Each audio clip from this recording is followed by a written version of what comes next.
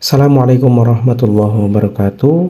Kawan-kawan sekalian, dalam video ini kita akan melanjutkan belajar kita latihan CAT, PPK, dan PPS. Oke, mari kita langsung saja masuk soal yang pertama. Bagaimanakah urutan konstruksi hukum pada penyelenggaraan pemilu? Ya, jawaban yang tepat, urutan konstruksi hukum pada penyelenggaraan pemilu adalah Undang-Undang Pemilu, Peraturan KPU, Surat Edaran, dan Petunjuk Teknis. Itulah urutan konstruksi hukum pada penyelenggaraan pemilu. Soal berikutnya, apa alasan tentang pentingnya pelaksanaan pemilu dan demokrasi kecuali? Ya, jawaban yang tepat dari soal ini adalah sebagai sarana untuk memberikan lapangan pekerjaan yang luas di bidang politik. Kita masuk soal yang berikutnya. Rapat pleno KPU provinsi dianggap sah apabila. Jawaban yang tepat dari soal ini, rapat pleno KPU provinsi dianggap sah apabila bagi KPU provinsi yang jumlah anggotanya 7 orang dihadiri 5 orang anggota KPU provinsi yang dibuktikan dengan daftar hadir.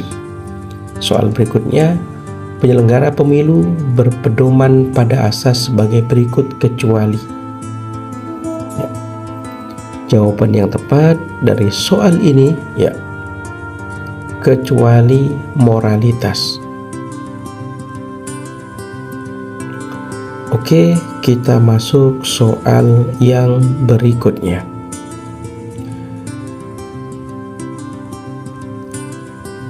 Apa visi Komisi Pemilihan Umum Republik Indonesia periode 2017 sampai dengan 2022? Yang menjadi visi KPU Republik Indonesia tahun 2017 dan sampai dengan tahun 2022 adalah menjadi penyelenggara pemilihan umum yang mandiri, profesional, berintegritas untuk terwujudnya pemilu yang luber dan jurdil. Soal berikutnya, misi Komisi Pemilihan Umum periode 2017 sampai dengan 2022 adalah sebagai berikut kecuali. Ya, jawabannya adalah memperkuat peran partai politik dalam penjaringan calon pemimpin yang capable dan berkualitas. Kita masuk soal berikutnya. Kedudukan KPU provinsi, KPU kabupaten kota secara kelembagaan adalah. Jawaban yang tepat, kedudukan KPU provinsi dan KPU kabupaten kota secara kelembagaan adalah sebagai lembaga non-struktural. Oke, kita masuk soal yang berikutnya. Lagu Mars Pemilu Pasca Reformasi digunakan mulai pemilu tahun 2004. Pertanyaannya, siapakah pengarang lagu Pemilu Pasca Reformasi? Jawaban yang tepat dari soal ini adalah Northier Simanung Khalid. Kita masuk soal yang berikutnya. Pilihlah pernyataan yang benar di bawah ini.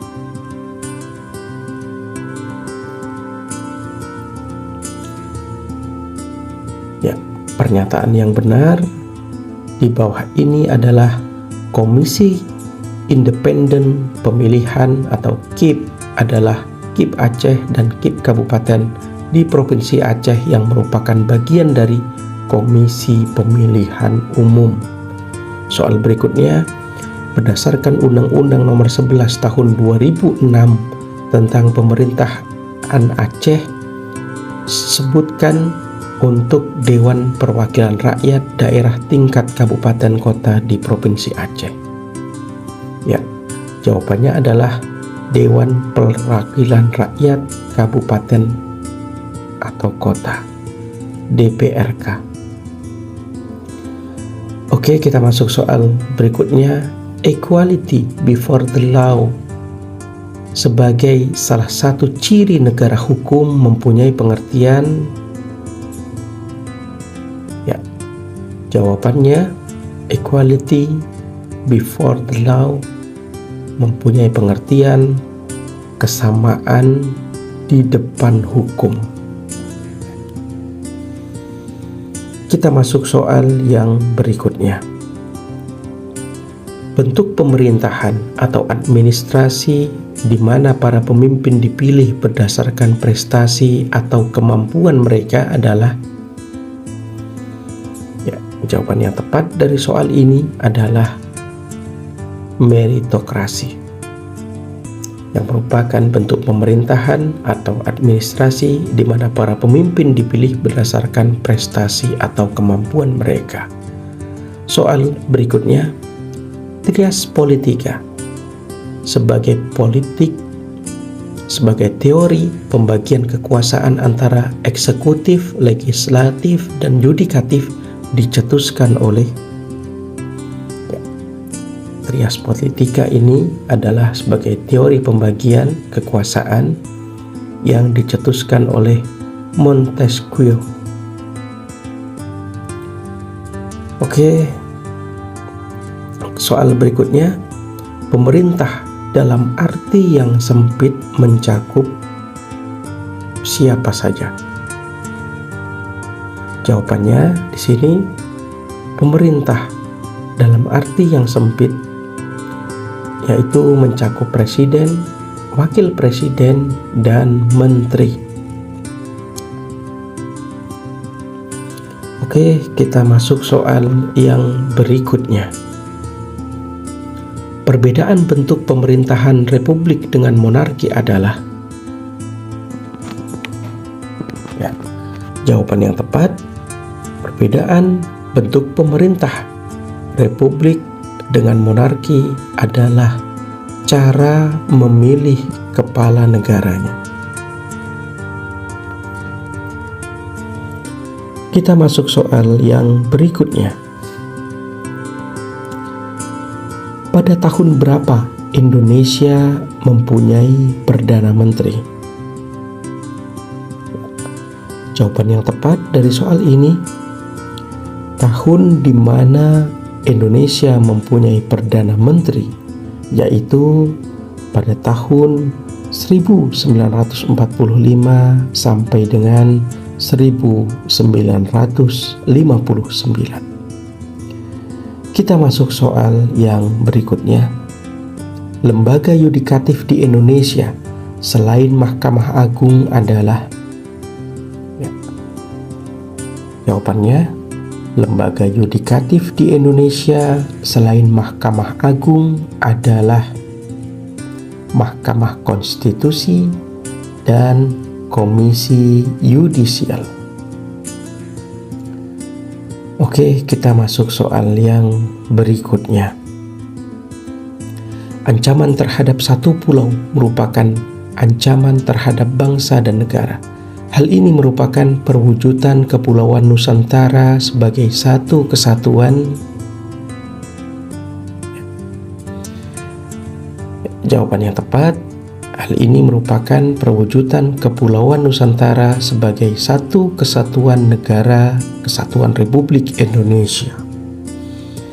Oke, kita masuk soal yang berikutnya.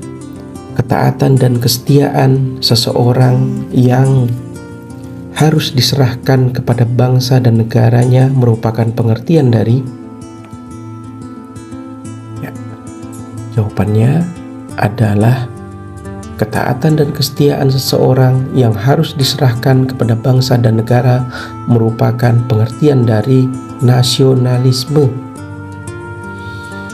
Kita masuk soal yang berikutnya. Berdasarkan naskah Undang-Undang 1945 hasil amandemen keempat pada pasal 6A pemilihan presiden dan wakil presiden dilaksanakan melalui? Jawabannya, pemilihan presiden dan wakil presiden dilaksanakan dipilih dalam satu pasangan secara langsung oleh rakyat Indonesia. Soal berikutnya, yang tidak termasuk dalam kewenangan Mahkamah Konstitusi adalah